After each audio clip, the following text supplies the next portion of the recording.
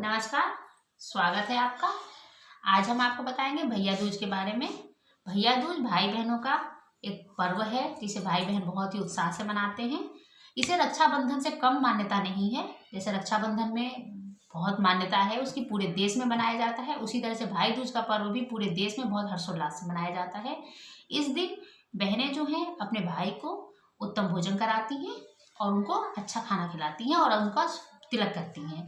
ये त्यौहार क्यों मनाया जाता है? देखिए, इसके बारे में पौराणिक कथा है, क्योंकि हमारे यहाँ जितने भी त्यौहार होते हैं उसके पीछे कोई ना कोई कहानी होती है। वो यूं ही चलन में नहीं आते, यूं ही प्रथाओं में नहीं आते और यूं ही सदियों से नहीं चलाए आते हैं। उनके चलने के पीछे कुछ कारण है। जो सूर्यदेव और छाया, इनके दो पुत्र, एक पुत्र यम और एक पुत्री यमुना जी थी। यम और यमुना दोनों भाई बहन थे।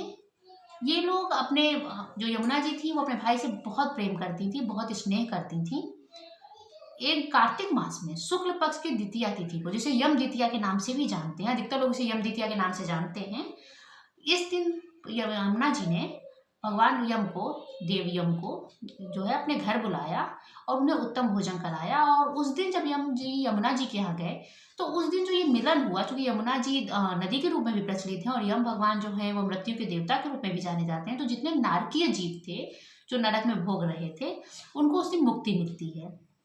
जब उन्हें मुक्ति मिलती है तो बहुत हर्षोल्लासित होते हैं और उस दिन जो है वो सारे मिल करके जो है वो उत्सव मनाते हैं, एक महान उत्सव मनाते हैं, जिससे कि यम देवता जो है, उनका जो नरक लोक है उसमें बहुत अधिक धन और यश की प्राप्ति होती है।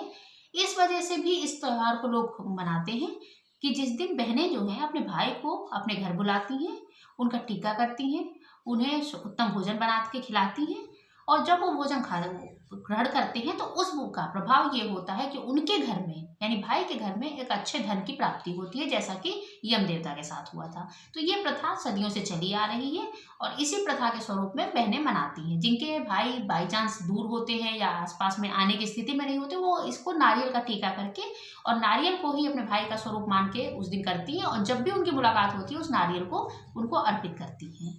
तो ये तो इसकी पौराणिक महत्वता हो गई। इस दिन हमें करना क्या होता है, इसका मुहूर्त क्या है?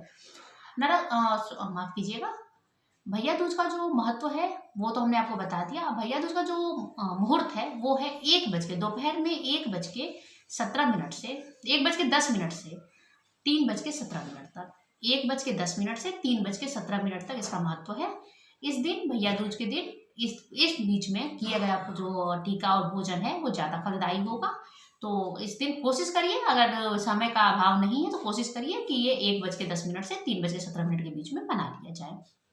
इसके अलावा एक और बात जो कि मैं यहाँ पे जिक्र करना चाहूँगी, इस दिन सुबह के टाइम, सूर्योदय से पहले, इस दिन भी नरक चतुर्दशी की तरह ही इस दिन भी सुबह के टाइम ही स्नान करना बेहतर होता है। इस दिन दिन निकलने से पहले आप स्नान करके और विधिवत पूजा कीजिए। पूजा करने के बाद उत्तम भोजन बनाइए और अपने भाई को अपने घर निमंत्रण दीजिए। और इस दिन का भोजन करने से भाई और बहन दोनों के प्रेम ही नहीं, दोनों के धन और यश दोनों में ही वृद्धि होती है। तो इस त्यौहार को यम द्वितीया जिसे नाम से भी जानते हैं, यमुना जी और यम जी के भाई, दोनों के भाई बहनों के प्रेम के ऊपर आधारित है। तो इसको रक्षाबंधन से किसी तरह से कम मत आकिए और इसे बहुत धूमधाम से मनाइए और पूरे भारतवर्ष में धूमधाम से मनाया जाता है और बहुत प्रचलित त्यौहार है। इस दिन बहनें मिठाई लेके भी जाती हैं अपने भाई के यहाँ, लेकिन ये प्रचलन तो बाद में चला है। पहले तो यही था कि बहनें अपने यहाँ अच्छी तरह से भोजन बनाती थी और उसे अपने भाई को देती थी, खिलाती थी। तो इस तरह जैसे भी आपको उचित लगे, जैसे भी आपकी सुविधा हो, उस हिसाब से मनाइए, मगर मनाइए जरूर। आपको भाई दूज की हार्दिक शुभकामनाएं। नमस्कार।